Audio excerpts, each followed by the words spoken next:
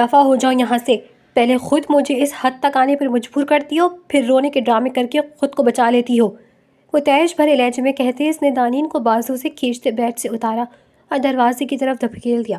وہ گرتے گرتے بچی مگر سر دروازے سے ضرور ٹکرا گیا تھا۔ سر میں اڑتی ٹیسوں کی پرواہ کیے بنا وہ بجلی کسی تیزی سے کمرے سے نکلی تھی اور اپنے اسٹور نما کمرے میں آ کر پھوٹ پھوٹ کر رونے لگی۔ بقیہ رات پھر یوں نہیں روتے اور جاگتے ہوئے گزری۔ صبح کے قریب جا کر ہی آنکھ لگی تھی جب ملازمہ نے 5 بجے ہی آ کر اٹھا دیا اور کہا، کامیار سر نے رات حکم دیا تھا کہ تم صبح سویرے فارم ہاؤس کے استبل کی صفائی کرو گی۔ دانین اذیت سے آنکھیں میج کر اٹھی، چند چھینٹے منہ پر مارنے کے بعد اس طرف چلی آئی جہاں استبل تھا۔ خاصی سردی سی محسوس ہو رہی تھی، وجود پر لپیٹا دوپٹہ اسے کور کرنے میں ناکام ہو رہا تھا۔ دوسرے دن سے اس کی پھر سے وہی ملازمہ والی زندگی کا آغاز ہو گیا تھا۔ کامیار خانزادہ کے حکم پر صبح سویرے ہی اسے ملازمہ نے اٹھا دیا اور کہا کہ جا کر استبل کی صفائی کرو۔ وہ خاموشی سے اٹھی اور فارم ہاؤس کے اس حصے کی طرف چلی آئی جہاں استبل تھا۔ ایک سائڈ پر بڑے بڑے گھوڑے بندھے ہوئے تھے جنہیں ملازم چارہ ڈال رہا تھا۔ دانین نے جھاڑو اٹھایا اور بدبو سے بچنے کے لیے منہ پر دوپٹہ رکھ کر ملازم کی نشاندہی والے حصے کی صفائی کرنے لگی۔ ایسا مشکل کام وہ زندگی میں پہلی بار کر رہی تھی۔ 2 گھنٹے جھاڑو لگانے کے بعد جب وہ کچرا جمع کر رہی تھی تو نیلی جینس اور وائٹ شرٹ میں ملبوس، ماتھے پر بکھرے براؤن گیلے بالوں میں نکھرا نکھرا سا کامیار خانزادہ چلا آیا۔ ایک حقارت بھری نظر کام کرتی دانین پر ڈال کر وہ اپنے گھوڑوں کی طرف متوجہ ہو گیا تھا۔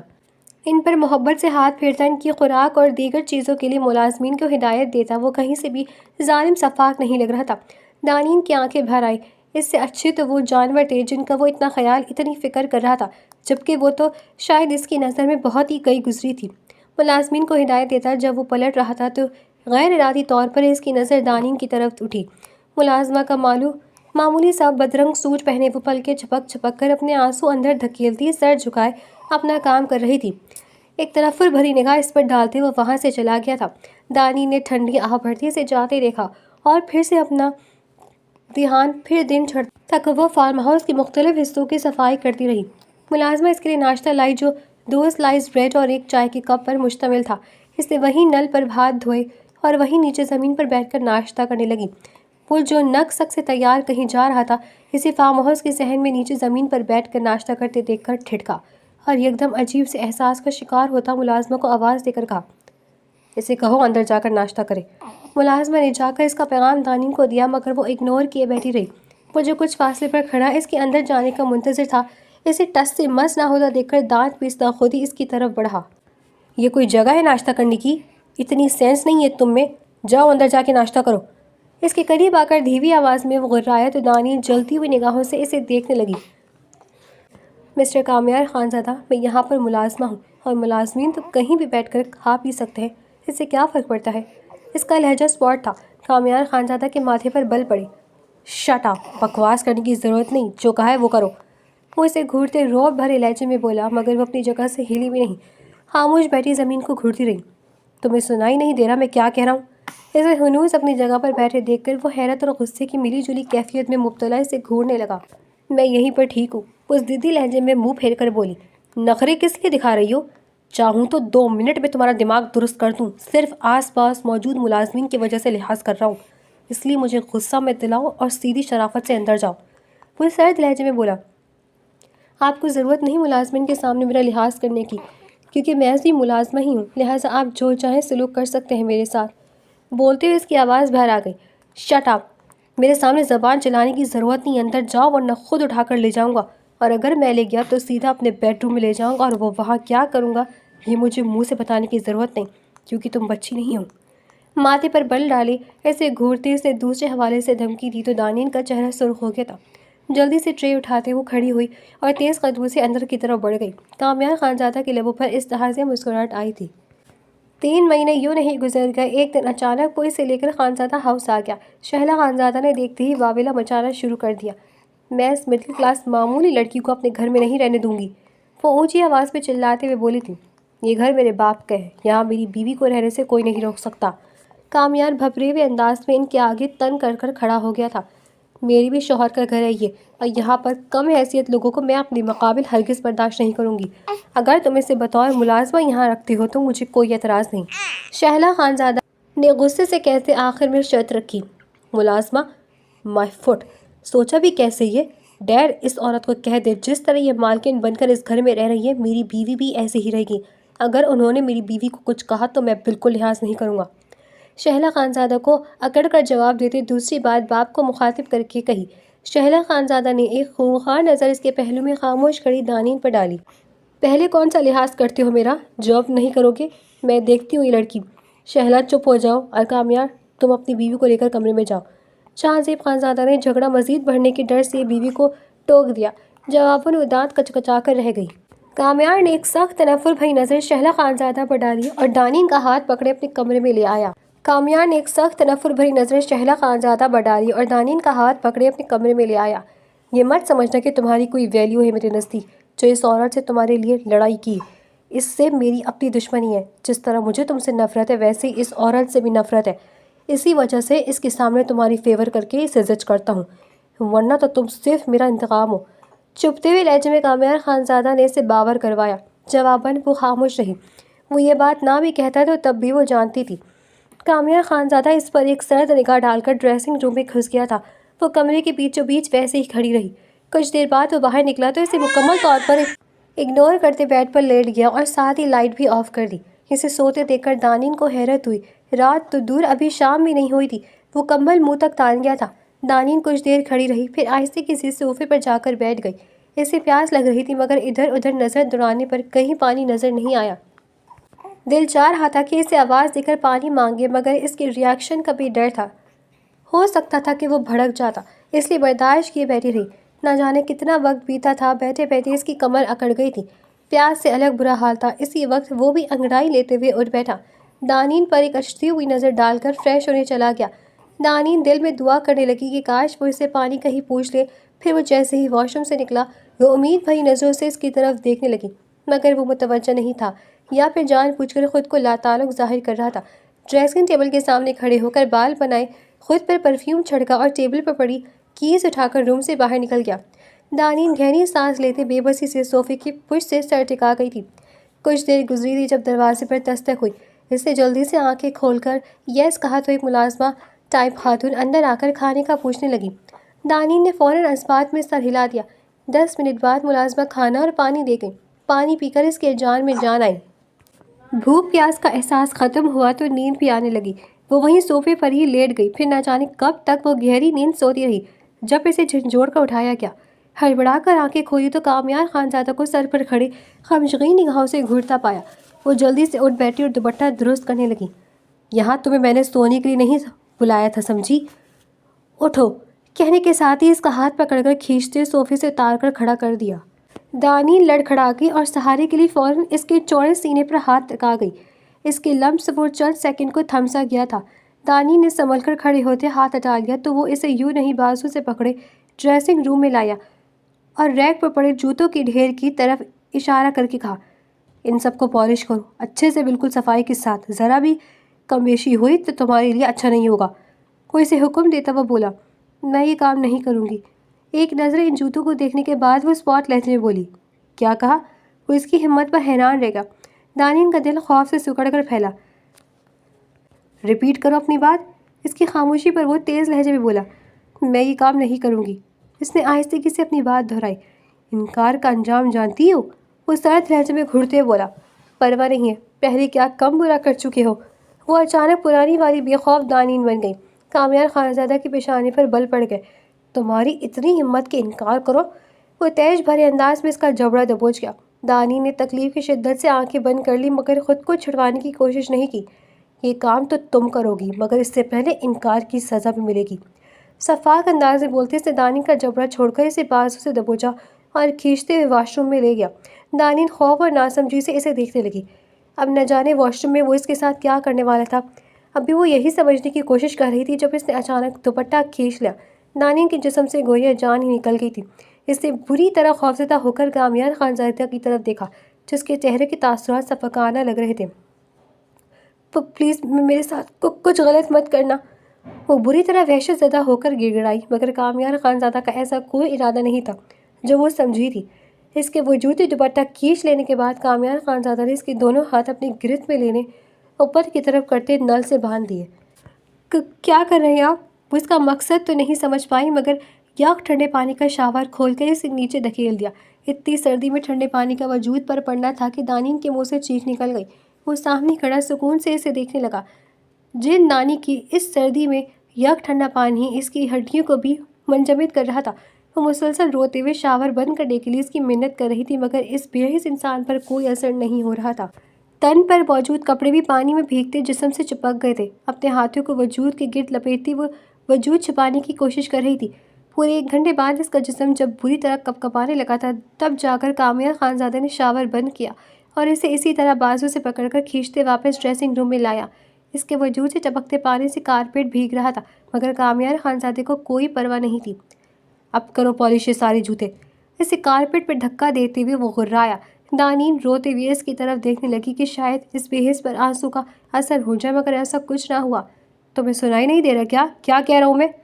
وہ دوبارہ غرایا تو دانین بے بس لہجے میں بولی، مجھے بہت سردی لگ رہی ہے، پلیز پہلے مجھے کوئی خشک کپڑے دے دیں، میں چینج کر لوں پھر یہ کام کروں گی۔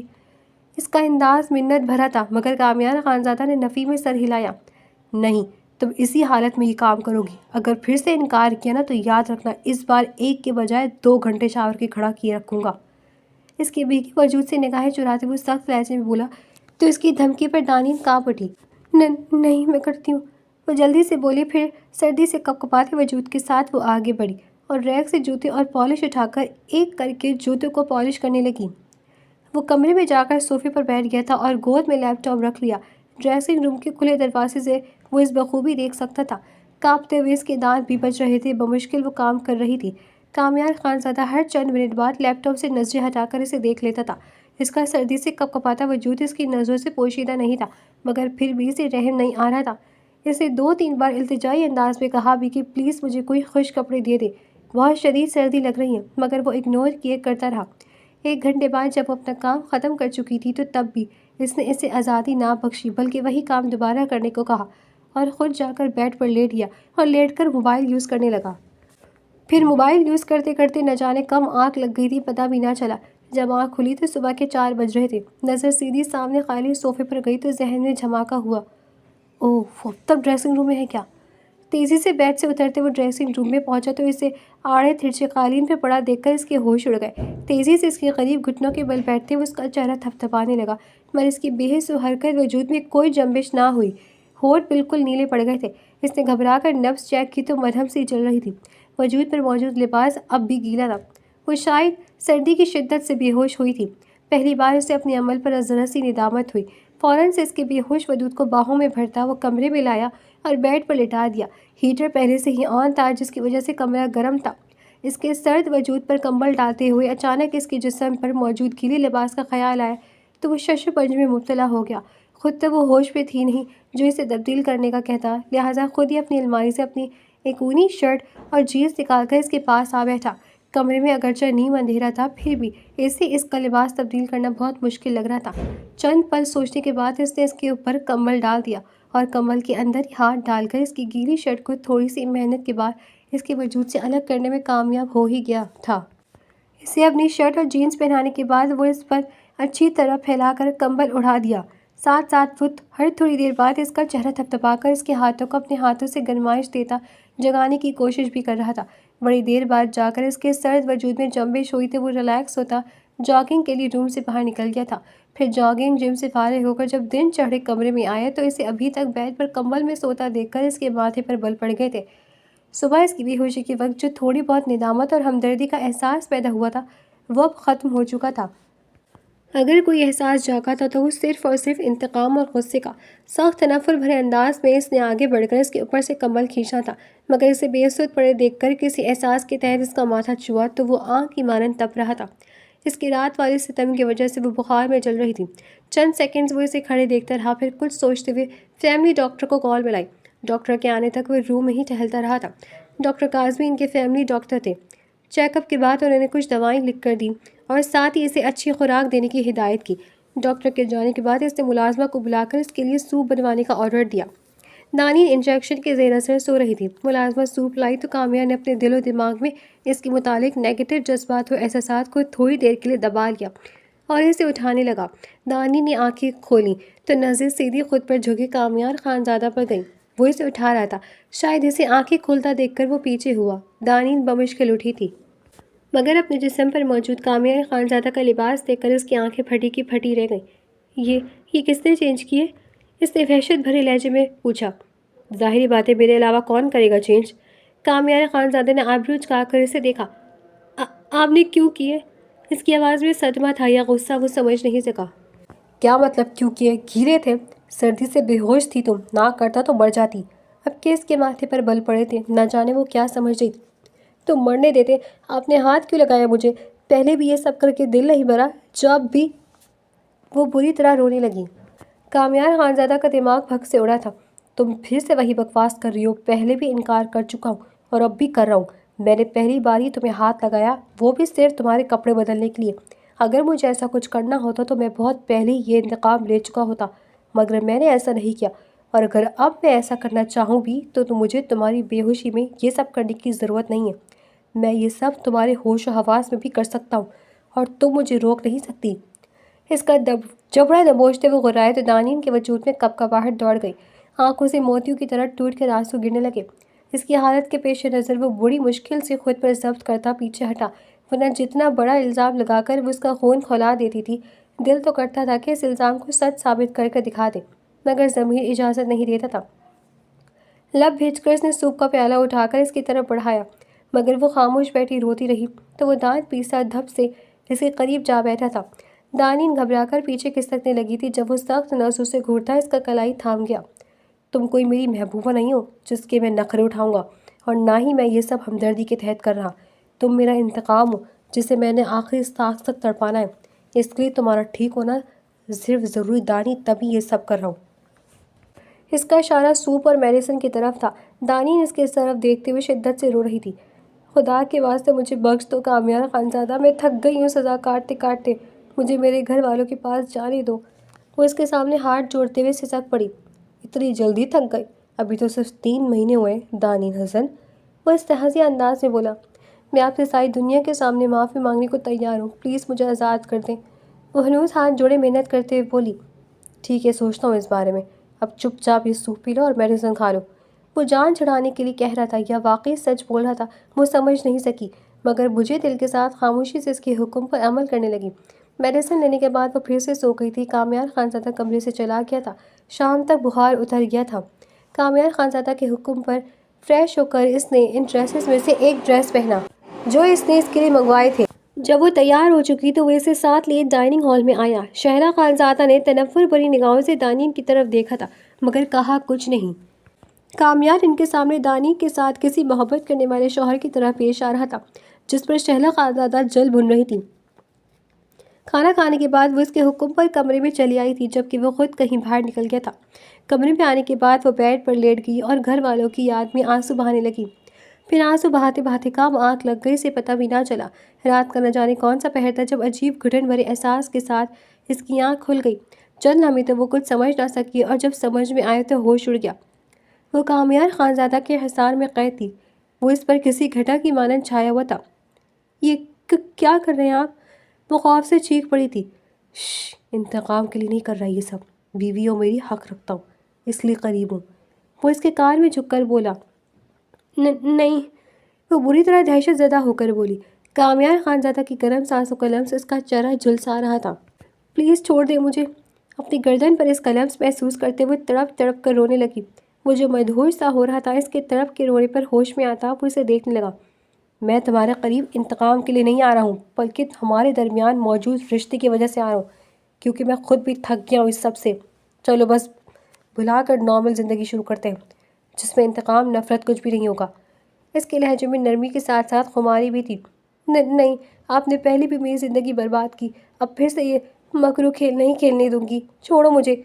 وہ وحشت بھرے انداز میں کہتی اس سے اپنا چھڑوانے کی کوشش کر رہی تھی۔ دیکھو میری بات سمجھنے کی کوشش کرو، میں سچ کہہ رہا ہوں، واقعی تمہاری ساری غلطیاں بھلا کر تمہارے ساتھ نئی زندگی شروع کرنا چاہتا ہوں، لہٰذا مجھے مت روکو، وعدہ کرتا ہوں خوشیوں سے بھری زندگی دوں گا تمہیں۔ خود کو مزید روکنا بھی اسے بہت مشکل لگ رہا تھا، اس لیے وہ کسی بھی طرح اسے منا لینا چاہتا تھا، مگر دانی نے اس کی باتوں پر یقین کرنے کو تیار نہ تھی۔ وہ بھرپور مزاحمت کر رہی تھی، جبکہ وہ اس پر اپنی گرفت مضبوط کرنے کی کوشش کے ساتھ ساتھ نرم لہجے میں سمجھانے کی بھی کوشش کر رہا تھا۔ وہ کسی چکنی مچھلی کی طرح بار بار اس کے ہاتھوں سے پھسل رہی تھی۔ خود کو بچانے کے لیے وہ اب دانی طاقت صرف کر رہی تھی۔ اس کی اس قدر بھرپور مزاحمت نے کامیار خانزادہ کو بھی مشتعل کر دیا تھا۔ دونوں کے درمیان زور آزمائی ہوئی اور اسی کشمکش میں وہ بیڈ سے نیچے جا گری تھی۔ اس سے پہلے وہ بیڈ سے اتر کر اس پر قابو پاتا، وہ بجلی سی تیزی سے ڈریسنگ روم میں بند ہوئی تھی۔ دروازہ کھولو دانین، ورنہ بہت برا حال کروں گا۔ ڈریسنگ روم کے دروازے کو ٹھوکر مارتے ہوئے تیش بھرے لہجے میں غرایا تھا، مگر دانی نے کوئی جواب نہ دیا۔ وہ مسلسل دروازے کو ٹھوکریں مارتا اسے دھمکیاں دے رہا تھا۔ جب اچانک دروازہ کھلا، وہ سامنے کھڑی تھی، بغیر دوپٹے کے بکھرے بال اور بے ترتیب ہولی کے ساتھ، ہاتھ میں ٹوٹی بوتل کا نوکیلا سا سرا تھامے اپنی گردن کے پاس رکھے۔ اگر آپ نے میرے ساتھ زبردستی کی تو خدا کی قسم میں خود کو مار دوں گی، پھر ساری زندگی مجھے تڑپ تڑپا کر مارنے کی جو آپ کی خواہش ہے نا، یہ دانی رہ جائے گی۔ اس کی مضبوط لہجے میں دی جانے والی دھمکی نے کامیار خانزادہ پر اثر کیا تھا۔ وہ یکدم ہی دھیما پڑا تھا، اس کے رعنائیاں بکھرتے وجود سے نگاہیں چراتے لب بھیجتا پیچھے ہٹ گیا تھا اور پھر غصے سے کھولتا کمرے سے ہی نکل گیا تھا۔ دانین کی بقیہ رات آنکھوں میں ہی کٹی تھی۔ صبح وہ آیا تو آنکھیں یوں سرخ ہو رہی تھی جیسے ڈرنک کرتا رہا ہو۔ دونوں کی نظریں ملیں۔ کامیار خانزادہ کی آنکھوں میں شعلوں کی ایسی چمک تھی کہ دانین اندر تک کانپ اٹھی تھی۔ اس نے فوراً نظریں پھیر لی تھی، دل بہت زور زور سے دھڑک رہا تھا، گویا پسلیاں توڑ کر باہر نکلنے والا ہو۔ وہ اس پر دوسری نگاہ ڈالے بنا ڈریسنگ روم میں چلا گیا تھا۔ کچھ دیر بعد باہر نکلا تو کوٹ پینٹ میں ملبوس تھا، شاید آفس جا رہا تھا۔ دانی نے کنکھیوں سے اس کی طرف دیکھا۔ اب وہ ڈریسنگ ٹیبل کے آگے کھڑا بال بنا رہا تھا۔ آئینے میں سے نظر آتے عکس میں سے اس کے چہرے کو تنے ہوئے غسلات واضح دکھائی دے رہے تھے۔ تیار ہونے کے بعد وہ خاموشی سے کمرے سے نکل گیا، تاہم جاتے وقت دھاڑ کی آواز سے دروازہ بند کرنا بتا گیا کہ وہ غصے میں ہے۔ دانین سارا دن کمرے سے باہر نہ نکلی۔ ملازمہ کھانے کا پوچھنے آئی تو اس نے اسے کمرے میں ہی لانے کا کہا۔ شام کو وہ نماز پڑھنے کے بعد دعا مانگ رہی تھی جب دروازہ پھر سے دھاڑ کی آواز سے کھلا اور وہ اندر داخل ہوا۔ بریف کیس پٹخنے کے انداز میں ٹیبل پر رکھا اور خود تھپ سے صوفے پر بیٹھ کر ٹائی ڈھیلی کرنے لگا۔ دانین کا دل ایک پل کو لرزا، تاہم خود پر قابو پاتے وہ اب توجہ دعا پر مبذول کرنے کی کوشش کرنے لگی، مگر بنا دیکھے اس کی گھورتی ہوئی نظریں خود پر محسوس کر سکتی تھی۔ یہاں آؤ اور جوتے اتارو میرے۔ دعا کے بعد وہ جیسے ہی جائے نماز سمیٹ کر اٹھی، کامیار خانزادہ نے سرد لہجے میں حکم دیا۔ چند لمحوں کے لیے تو وہ حق تکسی سے دیکھتی گئی۔ بہری ہو گئی ہو کیا؟ سنائی نہیں دیتا کیا؟ کیا کہا میں نے؟ اسے ہلتا نہ دیکھ کر وہ دھاڑا تو دانی جلدی سے جائے نماز رکھ کر کپکپاتے وجود کے ساتھ آگے بڑھی اور اسے قریب جا کر جھکتے ابھی اس کے دائیں پیر والے جوتے پر کانپتا ہاتھ رکھا ہی تھا جب اس نے بازو سے پکڑ کر کھینچتے ہوئے نیچے بٹھا دیا تھا۔ بیٹھ کر اتارو، یہی جگہ ہے تمہاری۔ وہ اپنے قدموں کی طرف اشارہ کرتے ہوئے حقارت بھرے لہجے میں بولا۔ دانین کی آنکھیں اس تجویز پر بھر آ گئیں۔ کپکپاتے ہاتھوں سے اس نے باری باری اس کے دونوں جوتے اور جرابیں اتاری، پھر جوتے ریک پر رکھنے کے بعد پلٹی تو اس نے سلیپر لانے کا حکم دیا۔ اس نے سلیپر لا کر رکھے تو اگلا حکم کافی لانے کا ملا۔ وہ خاموشی سے کچن میں چلی آئی اور کافی بنانے لگی تو اس نے پہلا گھونٹ بھرنے کے بعد ہی کپ دیوار پر دے مارا۔ دانین خوف سے اچھل پڑی۔ یہ کافی بنائی ہے تم نے؟ وہ دھاڑا۔ دانین سہمی ہوئی نگاہوں سے اسے دیکھنے لگی۔ جاؤ ڈریسنگ روم کی الماری سے ڈرنک کی بوتل نکال کر لاؤ۔ اس کا اگلا حکم دانین کے ششدر کر گیا تھا۔ وہ کس ڈرنک کی بات کر رہا تھا؟ کیا شراب؟ وہ سخت پریشان کھڑی یہی سوچ رہی تھی جب وہ اس پر چلانے لگا کہ ابھی تک کھڑی کیوں؟ جاؤ لے کر آؤ۔ مارے مرے قدموں سے ڈریسنگ روم میں آئی اور اس کی الماری کھولی تو نچلے خانے میں اسے وہ بوتلیں نظر آ گئیں جن میں موجود مشروب یقیناً الکحل تھا۔ ان بوتلوں کو دیکھ کر کراہیت اور نفرت کا احساس یکدم بیدار ہوا تھا۔ خود پر بڑی مشکل سے ضبط کرتے اس نے ایک بوتل نکالی اور یوں پکڑا جیسے سخت گھن آ رہی ہو اور لا کر اس کے سامنے ٹیبل پہ رکھی۔ جب اس نے گلاس لانے اور پھر وہ حرام مشروب گلاس میں نکالنے کا حکم دیا، دانین کی آنکھیں آنسو سے لبالب بھر گئیں۔ میں یہ نہیں کر سکتی، پلیز۔ وہ اس کے سامنے ہاتھ جوڑتے رو پڑی مگر اس پر کوئی اثر نہ ہوا۔ وہ اسے سرد نگاہوں سے گھورتا رہا۔ میں نے تمہیں صرف گلاس میں نکالنے کا کہا ہے، پینے کا نہیں۔ سوچو اگر پینے کا کہوں تو؟ اس سے ڈرانے والے انداز سے بات آدھی چھوڑ دی۔ نہیں میں نکالتی ہوں۔ دانین اس کی بات سن کر کانپ اٹھی اور کپکپاتے ہاتھوں سے گلاس میں وہ مشروب بھر کر اس کی طرف گلاس بڑھایا تو وہ سرد نگاہوں سے دیکھتا گلاس تھام گیا۔ گھونٹ گھونٹ پینے کے دوران وہ اسے اندر تک اترتی نگاہوں سے گھورتا رہا جبکہ وہ خوف سے دھڑکتے دل کے ساتھ سر جھکائے کھڑی رہی۔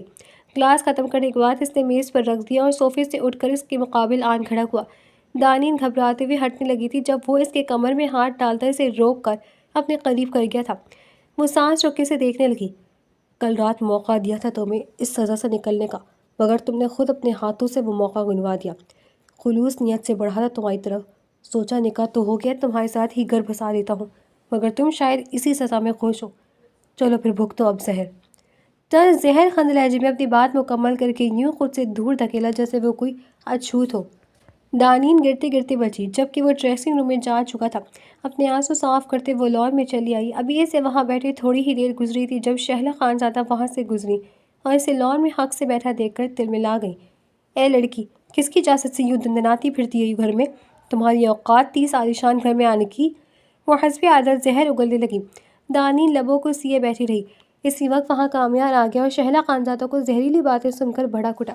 ہمیشہ کی طرح دونوں میں تلخ جملوں کا تبادلہ ہوا۔ جہانزیب خانزادہ تھا موقع پر پہنچ کر دونوں کو ڈپٹا اور شہلا خانزادہ کو سمجھا بجھا کر وہاں سے لے گیا۔ تمہارے منہ میں زبان نہیں ہے کیا؟ وہ عورت تمہیں اتنا سنا رہی تھی اور تم خاموش بیٹھی تھی۔ شہلا خانزادہ کے جانے کے بعد وہ اس پر برس پڑا تھا۔ دانین پہلے تو حیرت سے اسے دیکھنے لگی تھی، پھر بے تاثر لہجے میں بولی، کیا جواب دیتی میں ان کو؟ وہ وہی باتیں کہہ رہی تھی جو آپ مجھے کہتے رہتے۔ جب آپ کو میں جواب نہیں دیتی تو کسی اور کے کہنے سے کیا فرق پڑتا ہے؟ شٹ اپ، میری بات الگ ہے، میں تمہیں جو کچھ کہتا ہوں میرے انتقام کا حصہ ہے۔ تم مجھے کچھ نہیں کہہ سکتی کیونکہ تم نے غلطی کی ہے، سو سزا تو بھگتنی ہے، جبکہ وہ عورت بلا وجہ تمہاری انسلٹ کرتی ہے۔ آئندہ اگر میں نے اس کی بکواس تمہیں چپ چاپ سنتے دیکھا تو تمہارا وہ حشر کروں گا کہ یاد رکھو گی۔ وہ اسے سرد نگاہوں سے گھورتا دھمکی دینے لگا۔ دانی نے بے بسی سے اسے دیکھنے لگی۔ عجیب شخص تھا، خود چاہے جو کچھ کہتا کوئی بات نہیں تھی، اور اگر شہلا خانزادہ یہ سب کہتی تھی تو اس سے لڑنے لگتا۔ وہ خاموشی سے کمرے میں چلی آئی۔ رات کے کھانے پر بھی ان کو جلانے کے لیے وہ بڑی کیئرنگ انداز میں پیش آ رہا تھا، مگر کمرے میں آتے ہی یکدم چہرے پر صفاقی چھا گئی تھی۔ روم کا دروازہ بند کرنے کے بعد اس نے پھر سے اسے زبردستی اپنے لیے ڈرنک کا گلاس بنوایا۔ دانین کی آنکھیں نم تھیں۔ اچانک اس نے LCD پر فل والیوم میں گانا لگاتے اسے ناچنے کا حکم دیا۔ وہ تو ششدر رہ گئی تھی۔ اس سے فوراً ہی انکار کیا تو جواب میں تیش بھرے انداز میں اس کے قریب آ کر پیچھے سے اس کا بازو دبوچ کر اس کی کمر سے لگا لیا۔ تکلیف کی شدت سے دانین کی چیخ نکل گئی۔ بولو، کرو گی ڈانس یا نہیں؟ وہ دانت پیستے ہوئے پوچھ رہا تھا۔ دانین نے روتے ہوئے نفی میں سر ہلایا تو اس نے اس کے بازو کو زور سے جھٹکا دیا، جس پر وہ چیخ پڑی اور روتے ہوئے جلدی سے اسبات میں سر ہلایا۔ تو فاتحانہ نگاہوں سے دیکھتے ہوئے اس نے اس کا بازو چھوڑ دیا، پھر وہ اسے یوں نہیں چھوڑ کر ڈریسنگ روم میں چلا گیا۔ واپس آئے تو اس کے ہاتھ میں گھنگرو والی پازیب تھی، جنہیں اس کے پیروں کے قریب زمین پر پھینکتے اس نے پہننے کا حکم دیا۔ دانین ہک تک رہ گئی تھی۔ وہ شخص اپنے دھتکارے جانے کا خوب انتقام لے رہا تھا۔ وہ پھٹی پھٹی نگاہوں سے ان گھنگرو والی پازیب کو دیکھ رہی تھی، جو پروفیشنل ڈانسر یا طوائفیں ہی پہنتی تھیں۔ اسے خاموش کھڑا دیکھ کر وہ پھر سے دھاڑا تو وہ روتے ہوئے نیچے بیٹھ کر پازیب پہننے لگی۔ کامیہ نے پھر سے گانا آن کرتے اسے ناچنے کا اشارہ کیا تو وہ بے بسی سے اس کا منہ دیکھنے لگی۔ اسے ناچنا نہیں آتا تھا، مگر وہ اسے ہر صورت نچوانا، اس لیے جب خونخوار نگاہوں سے اسے گھورا تو وہ روتے ہوئے آہستہ آہستہ اپنے جسم کو حرکت دینے لگی۔ وہ ٹانگ پر ٹانگ رکھے سامنے صوفے پر بیٹھ کر ڈرنک کرتے اسے دیکھنے لگا۔ مسلسل 2 گھنٹے ڈانس نہ آنے کے باوجود اس نے دانین کو ناچنے پر مجبور کیا۔ کمرے سے باہر تو وہ ایک کیئرنگ اور لونگ ہسبینڈ کا رول پلے کر رہا تھا، مگر کمرے کے اندر اس نے دانین کی زندگی اجیرن کر دی تھی۔ ہر رات کی طرح اس رات بھی اپنے گھر والوں کو یاد کرتے اس کے مظالم پر روتے ہوئے سوئی تھی، مگر آدھی رات کو پیاس کی وجہ سے آنکھ کھل گئی۔ پانی پینے کے لیے اٹھی تو نظر سامنے ٹیبل پر پڑے اس کے موبائل فون پر گئی۔ ذہن میں گھر والوں سے کانٹیکٹ کا خیال آیا تو 24 گھنٹے ہی چلتا رہا تھا، سو موقع سے فائدہ اٹھا کر ڈرتے ڈرتے اس کا موبائل اٹھا لیا، مگر پاس ورڈ دیکھ کر مایوس ہوئی۔ وہ کھولنے کی کوشش کر رہی تھی کہ اسی وقت موبائل بج اٹھا۔ دانین ڈر کر اچھل پڑی۔ اس سے پہلے کہ وہ آگے بڑھ کر واپس ٹیبل پر رکھتی، وہ جاگ گیا تھا اور اس کے ہاتھ میں اپنا موبائل دیکھ کر اس کی آنکھوں سے چنگاریاں سے نکلنے لگی تھیں۔ اس سے فوراً اٹھتے ہی اسے بازو سے دبوچ کر اپنا موبائل چھینا اور تھپڑ مارنے کے لیے ہاتھ فضا میں بلند کیا ہی تھا کہ وہ چیختے ہوئے اپنے چہرے پر ہاتھ رکھ گئی تھی۔ کامیہ نے بڑی مشکل سے خود کو روکا اور پھر اس حرکت پر سزا دینے کے لیے اسے بقیہ رات واش روم میں بند رکھا تھا۔ صبح وہ سردی سے کانپ رہی تھی جب اس نے واش روم کا دروازہ کھولا۔ دانین اب اس کی ستم برداشت کرتے کرتے تھک گئی تھی، اس لیے اس نے بھاگنے کا ارادہ کر لیا اور اس کے لیے موقع کی تلاش میں رہنے کی لگی۔ پھر ایک دن بالآخر اسے موقع مل گیا۔ کامیہ خانزادہ گھر پر نہیں تھا۔ دانین گیٹ کے قریب گارڈن میں بیٹھی تھی۔ جب اس نے گیٹ کھولا پایا چوکیدار کسی کام سے اپنے کوارٹر میں گیا ہوا تھا۔ وہ دھڑکتے دل کے ساتھ گھر سے باہر نکل آئی اور تیز تیز قدموں سے روڈ پر چلنے لگی۔ اسے نہیں پتا تھا کہ وہ کہاں جائے گی۔ گھر جانے کا فائدہ نہیں تھا، وہ شخص پہلی فرصت میں وہیں پہنچ کر اسے پکڑ لیتا، اس لیے اس نے کسی اور شہر جانے کا فیصلہ کیا۔ اس کے ذہن میں اس وقت ہاسٹل والی رمشا کا ہی خیال تھا جس سے وہ ہیلپ لے سکتی تھی۔ ایک شاپ والے سے موبائل فون مانگ کر اس نے رمشا کو کال کر کے اپنی لوکیشن بتائی تو وہ آ کر اسے لے گئی۔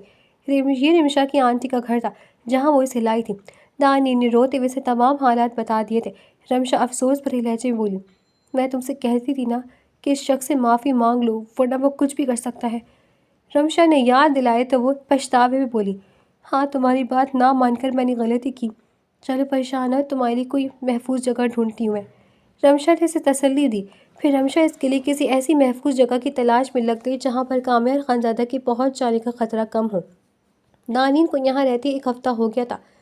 جب ایک صبح وہ اٹھی تو اس کی طبیعت خراب تھی، الٹی اور سر چکراتا محسوس کرتے وہ رونے لگی۔ اس شخص نے مجھے برباد کر دیا رمشا، مجھے لگتا ہے میں پریگننٹ ہوں، وہ روتے ہوئے بولی۔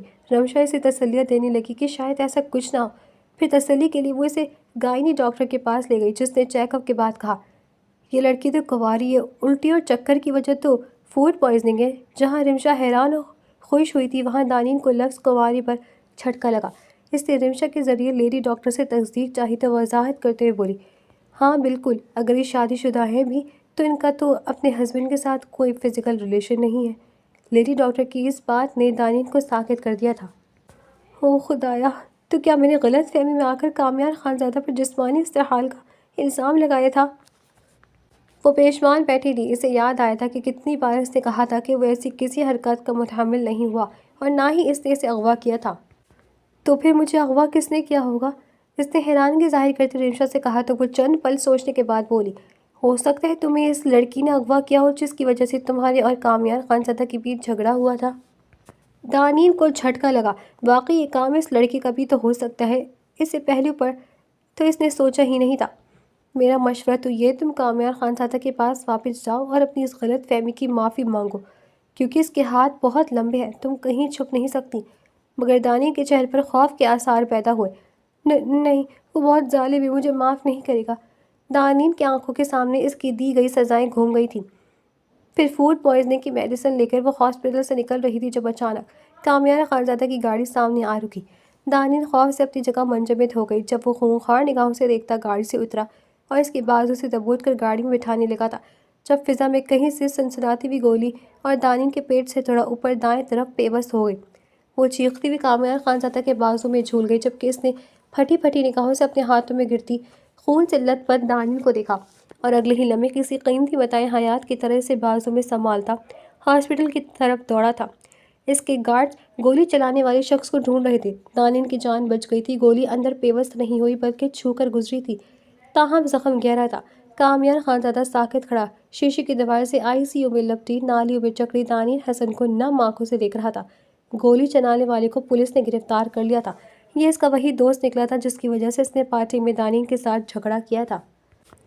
کچھ روز پہلے جب دانیل گھر سے بھاگ گئی تھی اور وہ غصے میں کھولتا اسے ڈھونڈ رہا تھا تو تب اس کے ایک دوست نے جو اس روز پارٹی میں تھا فون کر کے انکشاف کیا کہ اس لڑکی کو کسی نے اغوا کیا تھا، مگر اس روز پولیس کے آ جانے کی وجہ سے وہ اپنا مقصد پورا نہ کر سکا تھا اور اسے چھوڑ کر بھاگ گیا تھا۔ اس انکشاف پر کامیار خانزادہ کو جھٹکا لگا تھا۔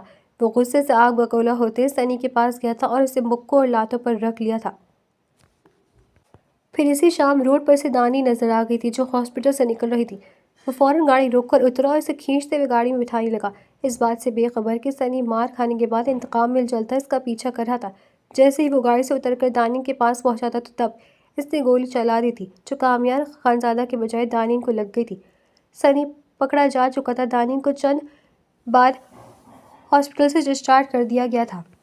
کامیار اسے گھر لے آیا تھا۔ دونوں کے درمیان خاموشی تھی، نہ کامیار نے اس سے کوئی بات کی تھی نہ دانیل نے اپنی غلط فہمی میں لگائے گئے الزام پر بات کرتے معافی مانگی تھی۔ دونوں اپنی اپنی جگہ پر چپ تھے۔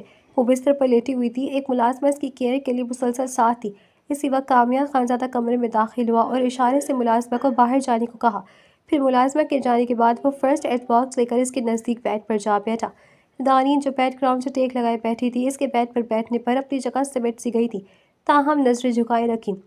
دوپٹہ اتارو اور یہاں پر لیٹو۔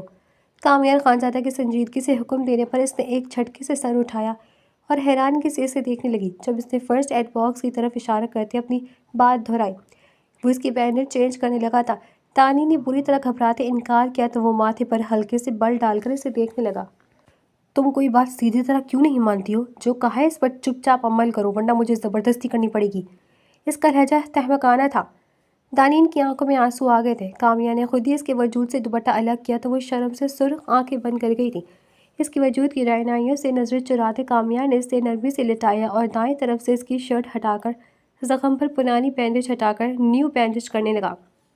دانین اس کے لمس پر سمٹی جا رہی تھی، اگرچہ آنکھیں بند تھی مگر بری طرح پزل ہو رہی تھی۔